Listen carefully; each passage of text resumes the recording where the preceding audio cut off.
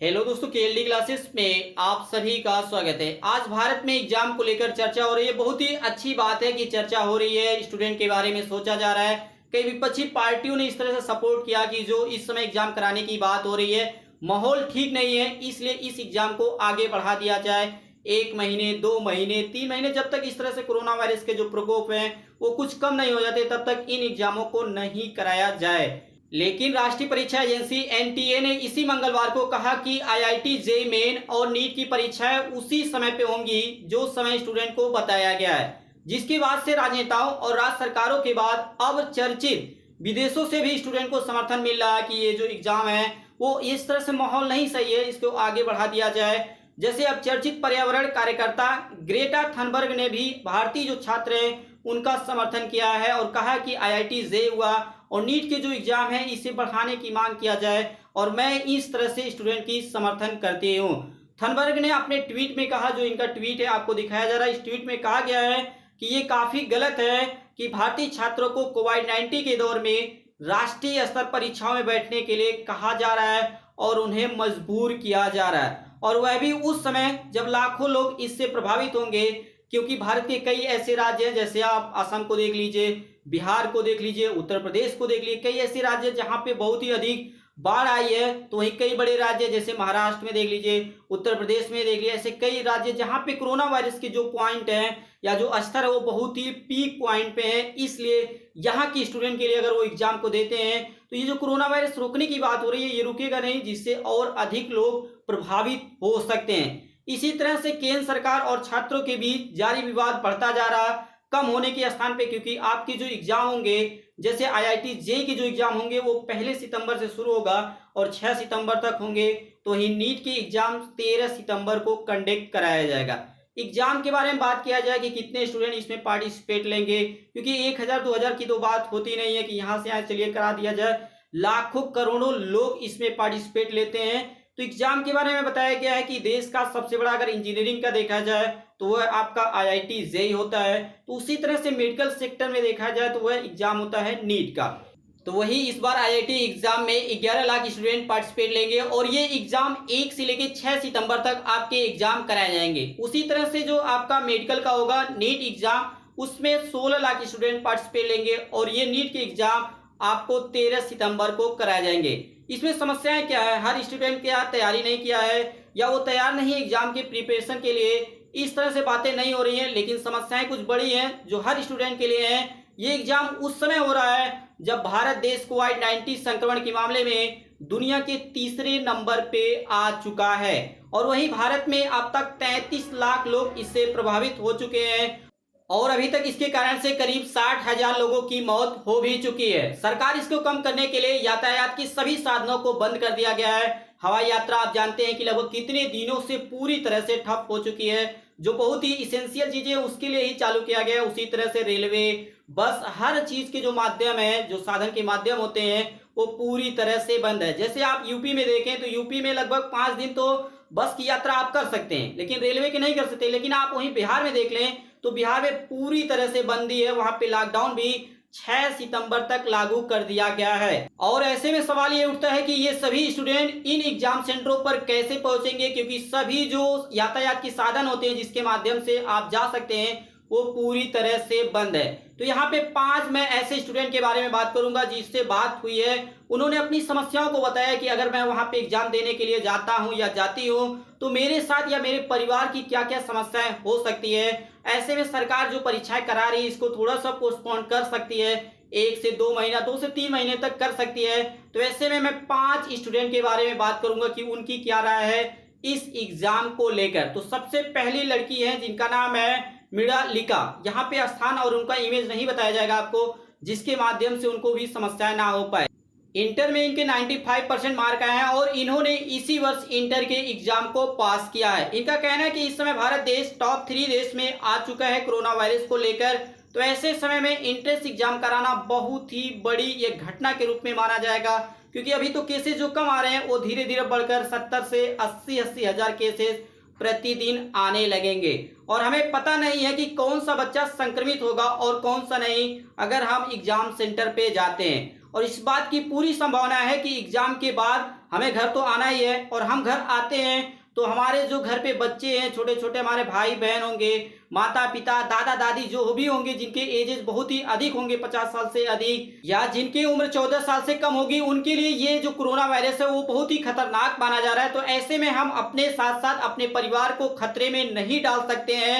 और आप सभी देख ही रहे हैं कि उत्तर प्रदेश को ले लीजिए, बिहार को ले लीजिए, असम को ले लीजिए, इसके साथ ही कई राज्यों में बाढ़ की स्थिति पूरी तरह से बनी हुई है, जिसके कारण से जो स्टूडेंट है अगर इन क्षेत्रों के रहते हैं और जानते हैं कि चाहे दोनों एग्जामों में ले लीजिए तो दोनों में पूरे देश के स्टूडेंट इसमें पार्टिसिपेट लेते हैं, तो ऐसे में हर स्थान से अगर कहा जाए कि स्टूडेंट पहुंच पाएंगे समय पे और निश्चित समय पे पहुंच पाएंगे, तो ये पूरी तरह से असंभव वाली बात की जा रही है।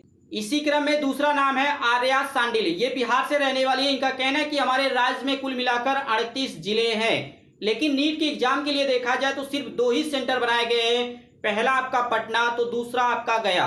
वही IIT जेईई के लिए जो बात किया गया मेन के लिए, तो 4 एग्जाम सेंटर बनाए गए हैं। बनाए गए सेंटरों पर अगर बात किया जाए तो बिहार में वैसे भी 6 सितंबर तक लॉकडाउन है, और जो आपके IIT जेईई के एग्जाम है वो 1 सितंबर से ही चालू होंगे। तो क्या बच्चे पहुंच पाएंगे? क्योंकि जो साधन की बात किया गया है, क्योंकि हर ऐसा व्यक्ति या हर वो स्टूडेंट है जो इतना काबिल नहीं है कि वो अपने निजी साधन से इतनी स्थान तक या इतनी दूरी की यात्रा कर सकता है। ऐसे में एक तनाव बना हुआ है कि क्या आगे होगा, क्या बिहार में जो लॉकडाउन लागू किया गया 6 सितंबर तक उसे कम किया जाएगा या एग्जाम को पोस्टपोन किया जाएगा, और वे एग्जाम कैसे पहुंचेंगे जो बाढ़ वाले क्षेत्रों में या बाढ़ वाले जिलों में रहते हैं। अगर हम अपने माता पिता के साथ आते हैं, एग्जाम पे आ जाते हैं, किसी के साथ आ जाते हैं लेकर, अगर उनको कोई समस्याएं होती हैं, कोई भी उनको स्वास्थ्य को लेकर समस्याएं होती हैं, तो उसकी जिम्मेदारी कौन लेगा, उसका जिम्मेदार कौन होगा, ये सबसे बड़ा सवाल इन्होंने इसके माध्यम से पूछा है।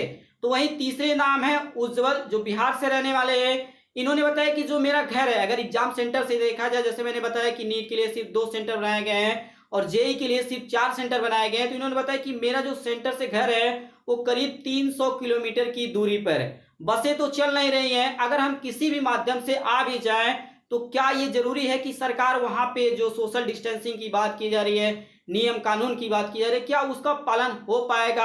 अगर पालन नहीं होता है तो इसकी नुकसान किसको होगा? अगर नुकसान छात्रों को होगा, क्या उसकी भरपाई सरकार कर पाएगी, या ये संस्था चाहे वो IIT जेईई को करा रही है या नीट एग्जाम को कराने की कोशिश करे।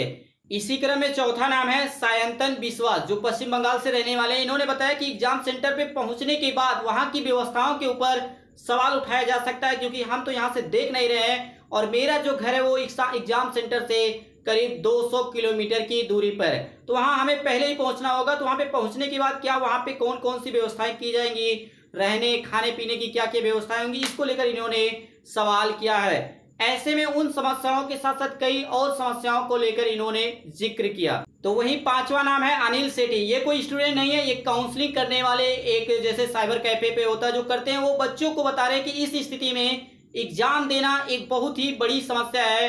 कई जगहों पे पानी भरा है, तो कहीं पे लॉकडाउन है, कहीं पे कई अलग अलग राज्यों में नियम लगा दिए गए हैं। जब बच्चे एग्जाम दे रहे होंगे तो उन्हें मास्क भी पहनना बहुत ही जरूरी बताया गया है, लेकिन अगर वे संक्रमित हो गए तो उनके साथ क्या किया जाएगा? जैसे एग्जाम सेंटर पे अगर आपको संक्रमित पाया गया तो क्या वहीं पे आपको 14 दिन क्वारंटाइन कर दिया जाएगा, या आपको जहां पे आपका नजदीकी अस्पताल पाया जाता है वहां पे आपको भेजा जाएगा? इसका भी जवाब सरकार ने नहीं दिया है। इन सभी की बातों को, इन पांचों लोगों की अगर बातों को ध्यान से देखा जाए तो सिर्फ 3 बातें आई हैं सामने। पहली बाढ़ की समस्या है, दूसरा लॉकडाउन के कारण से ट्रेन में बसों का रोका जाना, और तीसरा कारण है कि संक्रमण का लगातार बढ़ना। यह भी इन 3 समस्याओं को माना जा रहा है। ऐसे में इस एग्जाम को पोस्टपोन करने का सबसे बड़ा कारण यह है कि सरकार कोरोना वायरस को तो रोक नहीं पा रही है, इसके साथ ही जो बाढ़ आ रहे हैं उसको भी नहीं रोक पा रही। इसके साथ साथ जो देखा जा रहा है कि जो ट्रेन है उसको भी अभी चलाने की कोई संभावना नहीं दिख रही है, चाहे वो किसी भी राज्य की बात किया जाए। लेकिन जो बच्चे हैं उनको परेशान किया जा सकता है। और आप सभी को यह भी जान लीजिए कि जो स्कूल है, जैसे तो एंट्रेंस एग्जाम अगर मान लीजिए हो भी जाएगा, लेकिन स्कूल जो कॉलेज होंगे वो आपके इस साल नहीं खुलेंगे। इसी को देखते हुए कई राजनीतिक पार्टियां हैं जो देश में, चाहे वो कोई भी पार्टी हो, उन्होंने भी बच्चों का साथ दिया। तो कई लोगों के यहाँ पे हम बारे में बात करेंगे। जैसे पश्चिम बंगाल की CM ममता बनर्जी का कहना है, उन्होंने PM मोदी को पत्र लिखकर सुप्रीम कोर्ट में एक रिव्यू पिटीशन दायर करने की बात की है। कि इस पर विचार किया जाए और सरकार फैसला ले कि इस एग्जाम को पोस्टपोन किया जाए, क्योंकि ऐसा समय नहीं है, ऐसा माहौल नहीं है कि जिसके माध्यम से इस एग्जाम को कंडक्ट कराया जाए। उसी तरह दिल्ली के शिक्षा मंत्री मनीष सिसोदिया ने भी एग्जाम को रद्द करने के लिए पहले ही उन्होंने बात किया कि ऐसा माहौल नहीं है कि जिसके माध्यम से आज हम इस एग्जाम को पूरी तरह से सफल करा पाए। और आज इनका एक बयान आया था, इन्होंने बताया कि एंट्रेंस एग्जाम को कराने के लिए 1000 तरीके हैं। अगर आज सरकार नहीं कराएगी तो 1 से 2 महीने के बाद हम पूरी तरह से सरकार का साथ देके इस एग्जाम को पूरा कराएंगे। वहीं उड़ीसा के सीएम नवीन पटनायक ने भी केंद्रीय शिक्षा मंत्री को पत्र लिखकर इस एग्जाम को स्थगित करने की बात कही है।